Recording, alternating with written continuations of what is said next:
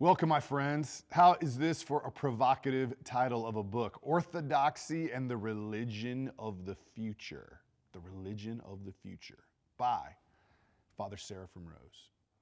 He's a hero of mine.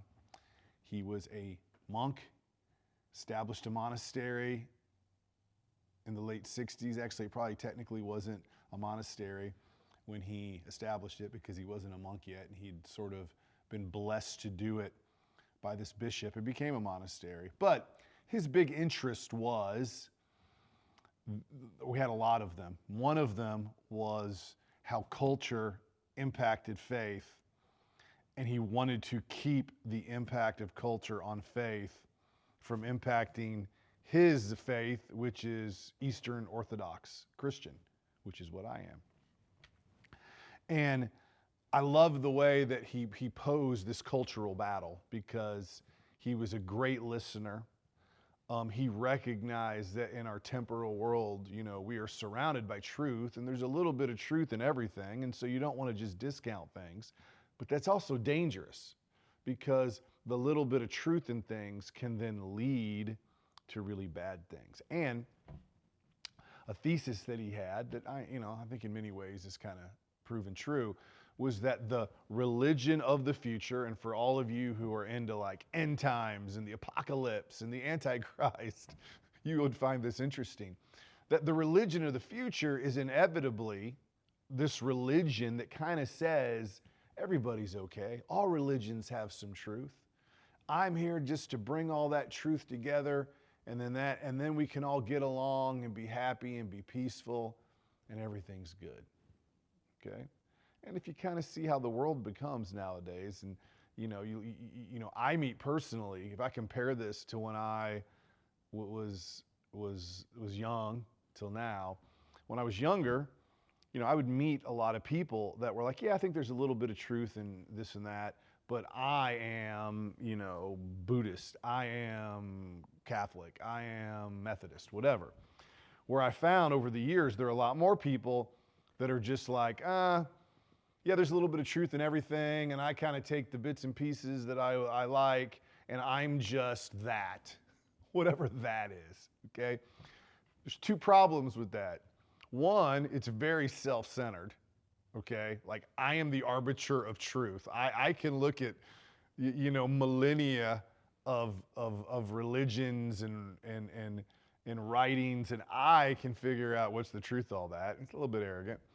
And then the second part of that, it makes you easily malleable. It makes it easy for somebody else to change your mind, okay? So, from his book, Orthodoxy and the Religion of the Future, the life of self-centeredness, me, and self-satisfaction lived by most of today's Christians. Now, that's in the 70s. What's it like today? Back when this was written, there really wasn't mega churches like we know today. There wasn't like literally by their own definition, seeker-sensitive movements, which kind of by definition, isn't that selfish? Like, I'm appealing to you. Like, I want you to like be all happy and joyful and bubbly. But that's what he wrote about it then. What would he say now? By most Christians today is so all-pervading that it is effectively seals them off from any understanding at all of spiritual life. And when such people do undertake spiritual life, it is only as another form of self-satisfaction. Again, even more so in churches today. When faith is about kind of telling you what you want to hear, it gets really thin. In most churches, I could go to their service this Sunday, hear a message, and come back a year later and basically hear the same basic message, the same basic format. This can be seen quite clearly in the totally false religious ideals, both of the charismatic movement and the various forms of Christian meditation. All of them promise and give very quickly an experience of contentment and peace. You walk in, everybody seems happy. Everybody acts like they know each other. Here's the coffee shop. Here's the bright lights. It's all clean. It's all nice. Well, this is what a Christian's supposed to be. It's supposed to be we're all getting along and we're all beautiful and it's all nice. And look at the world. And I can have my latte and eat my faith too kind of thing. You know what I mean?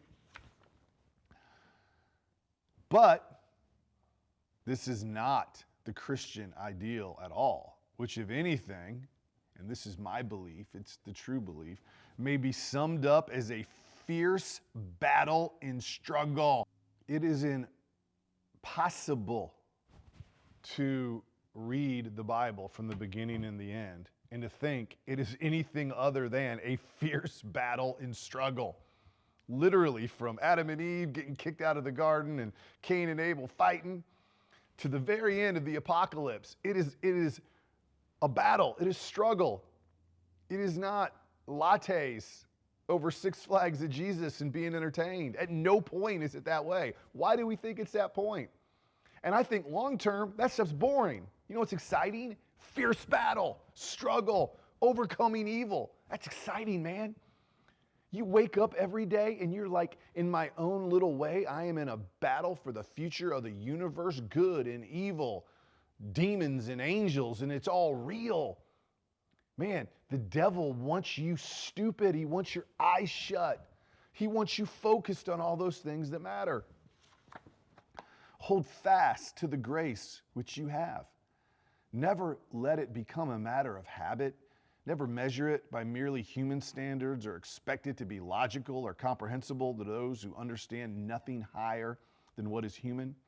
Let all true Christians strengthen themselves for the battle ahead, never forgetting that in Christ, the victory is already ours. How do you turn fear into courage? How do you turn boredom into meaning? How do you turn a battle that feels like all we hear are people complaining and pointing fingers and things getting worse to victories?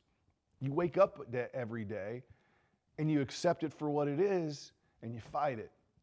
And you see, faith is a battle that you fight every day. And here's the most important thing to learn of all of it. It isn't something you fight against the world. It's something you fight against yourself, because you see that battle is in us. And the reason that we want to be entertained, and the reason that we want rock bands playing on stage, and the reason we want lattes when we walk into church is we want to believe, well, I'm okay and it's all good. And really, my problem is just the place that I'm at, or the message that I'm hearing, or the people that I'm around. And really, that ain't it at all. The battle is yourself. What you really need when you walk into church is a mirror that shows you the truth of who you are and what you do. And you know what you do. You know the thoughts in your head. You know that if you wrote down everything you did every moment of the day, and you wrote down everything you thought, and you wrote down all the people you saw, were you kind to that person? Did you have a pure thought? What'd you look at on your phone? What did you sit around and do? You do that every day, you're going to have things you don't want to show people. And you're going to know the battle is with me. Now, you could pick a million verses from the Bible, but I just want to give you a selection that the Bible is not happy clappy, okay? Big, beautiful church with some cool name. It's down in the dirt. It's a battle. It's a struggle. From 2 Corinthians chapter 4, verses 8 and 9. We are troubled on every side, yet not distressed. We are perplexed, but not in despair. Persecuted, but not forsaken. Cast down, but not destroyed. What's that saying? You're in a battle. You're being dumped on, man. You wake up every day, and it's like going to the front lines, but it's okay because you recognize it, and you don't lean on yourself. You lean on something else. You know, the whole idea of peace in Christianity is you're not leaning on yourself, you're leaning on somebody else. And you can only do that if you realize the battle that you're in. From 1 Peter 4:12. Beloved, think it not strange concerning the fiery trial which is to try you, as though some strange thing happened to you. I love that. Don't act like you're special because something bad's happening to you. Oh man, how could something bad happen to me? It happens to everybody. Also, don't get an ego You know, I'm going through this thing that's really hard and nobody else goes through something this hard. Well, actually they do, maybe even harder. Okay? And how does he start it? Beloved, I love you. Okay? As you fight this battle with yourself, your greatest weapon is the love of other people. Ephesians chapter 6, verse 12. Very famous one, but ask yourself, do you take this literally? I think this is pretty literal. I don't think he was like joking. I don't think it was like imaginary. I don't think it was like, you know, a storybook parable. I think it was real. For we wrestle not against flesh and blood, but against principalities, against powers, against the rulers of the darkness of this world, against spiritual wickedness in high places. We are surrounded by demons and devils. In whatever form you want to believe they're in, they are there, man. They are there. You want to read a great novel that will disturb you? Read Cormac McCarthy's Blood Meridian. One of the most disturbing scenes in that book are these Indians come out of a teepee holding two babies by the legs, and they smash their skulls on rocks. You know, there's a psalm in the Old Testament that talks about crushing babies on rocks. You know, during World War II, there's all kinds of accounts of Nazis bayoneting babies. Have you ever heard of the rape of Nanking in Nanking in China, what the Japanese soldiers did to Chinese and the babies and the women? Okay? It's all around us, man. That's evil. That's evil. It's all around us. That's what we fight against. Don't run from it. Go to battle. Romans 5, verses 3 through 4. And not only so, but we glory in tribulations, knowing that tribulation worketh patience, and patience experience, and experience hope. Not only does the Bible tell us we are in a battle, it says it's good because of that battle. It will bring us humility. It will bring us knowledge. It will allow us to overcome the evil all around us because we don't rely on ourselves. James chapter 1, verses 2 through 4. My brethren, count it joy when ye fall into divers temptations. Man, that's hard, isn't it? To give thanks for your troubles, your illnesses. Knowing this, that the trying of your faith worketh patience, but let patience have her perfect work, that ye may be perfect and entire, wanting nothing. Does that sound like a faith that thinks to follow it means you're not going to have tribulation, you're not going to have problems? That, man, come to this church where it's all about you and you're going to be happy and everything is good. Does that sound like the same thing? Because this is telling us to take joy when things are bad. 2 Corinthians chapter 12, verse 9. And he said unto me, my grace is sufficient for thee, for my strength is made perfect in weakness. Most gladly, therefore, will I rather glory in my infirmities, that the power of Christ may rest upon me. John chapter 16, verse 33. These things I have spoken unto you, that ye may have peace. In the world, this is the world, ye shall have tribulation. That's bad. But be of good cheer. I have overcome the world. It doesn't say, oh, if you follow me, you're not going to have tribulation. Don't worry about it, man. It's all good. You're just going to sit on your porch and like drink sweet tea. That's not what it says. It says you're going to have tribulation, but it's okay. Be of good cheer. And last one, nay, in all these things, we are more than conquerors through him that loved us. How narrow is the gate, and straight is the way that leadeth to life. And few there are that find it. Beware of false prophets who come to you in the clothing of sheep, but inwardly are ravening wolves. Be wary of people that tell you what you want to hear. They're liars. You hear any message from anyone about this life and faith and what it means, and it is anything other than to follow God, to follow Christ, is to struggle and to suffer and to enter a battle, and it's ongoing. And it's done for our good, so we learn to overcome our ego and to humble ourselves and to kneel down. And you hear a message that's trying to make you feel great and pump you up and entertain you and talk about shallow things, run. Just run, man, because that is the religion of the future. Drink the Kool-Aid. Get tied into the matrix. Let me let you feel better, okay? It's this whole AI, universal income, don't work, it's all gonna be good. That's the matrix, man. That's what you want to avoid. And and it's not hard. It really isn't. Because all you gotta do is wake up every day and look in the mirror and be honest about yourself, okay? Are you kind? Are you loving?